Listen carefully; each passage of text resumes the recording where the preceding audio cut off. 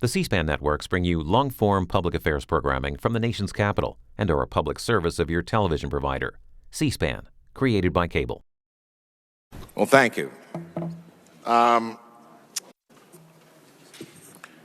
Senator, last Friday, the Director of National Intelligence, and we've covered this a little, representing 16 agencies, released a declassified intelligence report stating, quote, "We assess Russian President Vladimir Putin ordered an influence campaign in 2016 aimed at the U.S. presidential election," unquote.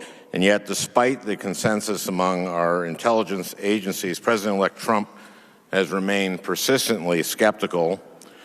During the first presidential debate, he wondered aloud whether the responsible party could be China or, quote, somebody sitting on their bed that weighs 400 pounds. Last month, he called reports of Russian hacking, quote, ridiculous, and, quote, another excuse for the democratic loss. He said, quote, it could be somebody sitting in a bed someplace, again. I mean, they have no idea. And even after the release of the declassified report, the president has really yet to acknowledge Russia's role in the hacking. You said earlier that you accept the FBI's conclusion. To my mind, it's absolutely extraordinary to see a president-elect so publicly refuting and without evidence, so far as I can tell, the assessment of our intelligence agencies. Why do you think President-elect Trump has been so unwilling to acknowledge Russian involvement in the hacking? I did mean to indicate I respect the FBI and I respect the fact that if they give a conclusion, they believe it's accurate. But I'm not able to comment on the President-elect's comments about it. Okay. CNN has just published a story, and I'm telling you this about a news story that's just been published. I'm not expecting you to know whether or not it's true or not. But CNN just published a story alleging that the intelligence community provided documents to the president-elect last week that included information that, quote, Russian operatives claimed to have compromising personal and financial information about Mr. Trump. These documents also allegedly stated, quote, there was a continuing exchange of information during the campaign between Trump surrogates and intermediaries for the Russian government. Now, again, I'm telling you this as it's coming out, so, you know. But if it's true, it's obviously extremely serious. And if there is any evidence that anyone affiliated with the Trump campaign communicated with the Russian government in the course of this campaign, what will you do? Senator Franken, I'm not aware of any of those activities. I have been called a surrogate at a time or two in that campaign, and I not have communications with the Russians, and I'm unable to comment on it. Very well. Without divulging sensitive information, do you know about this or know what compromising personal and financial information the Russians claim to have? Senator Franken, allegations get made about candidates all the time, and they've been made about President-elect Trump lots of times. Most of them, virtually all of them, have been proven to be exaggerated or untrue. I would just say to you that I have no information about this matter.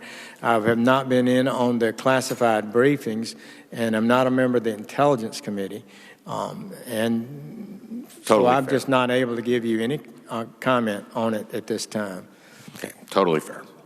Last week, Julian Assange, the founder of WikiLeaks, claimed that the Russian government was not the source of the hacked emails WikiLeaks published during the campaign. Now, Assange did not identify his source, nor did he say whether his source worked with or received information from the Russians. But again, American intelligence agencies have concluded the Russian government directed the hacking operation. Nonetheless, immediately following that interview, President-elect tweeted, quote, "Julian Assange said a 14-year-old could have hacked Podesta. Why was DNC so careless?" Also said Russians did not give him the info, exclamation point. Senator Sessions, does it concern you that our future commander-in-chief is so much more willing to accept what Julian Assange says instead of the conclusions of our intelligence agencies? And why do you think President Trump finds Assange trustworthy? Senator Franken, I'm not able to answer that. I've not talked to the President-elect about any of these issues, and it is often inaccurate what gets printed in the papers. Well, back in 2010, back when WikiLeaks was publishing stolen American diplomatic cables and military secrets, you voiced concern about the Obama administration's response. You said that WikiLeaks publishing sensitive documents should be, quote, pursued with the greatest intensity. You said, quote, the president from on down should be crystal clear on this, and I haven't seen that. I mean, he comes out of the left, the anti-war left. They've always glorified people who leak sensitive documents. Now he's the commander-in-chief, so he's got a challenge. President-elect Trump, by contrast, said, quote, WikiLeaks, I love WikiLeaks. Do you believe that by holding up Julian Assange, who traffics in leaked and stolen documents, often classified documents, as a legitimate source of information, that President-elect Trump is glorifying people who leak sensitive documents? Well, I will say this, that if Assange participated in violating the American law, then he is a person subject to prosecution and condemnation. Well, we know that in regard to what he did in 2010, and yet the president-elect said, WikiLeaks, I love WikiLeaks. Doesn't it seem like perhaps if you weren't sitting before us today as an Attorney General nominee, and if President Obama was publicly embracing Julian Assange, that perhaps you might take a more critical view? As a member of the Senate, as you and I remain for hopefully not too much longer, depends on you and your colleagues, but I feel it's a lot easier to be vigorous and outspoken. If you begin to think about the awesome responsibility of serving as an Attorney General with the possibility of having to handle certain cases, you need to be more cautious about what you say.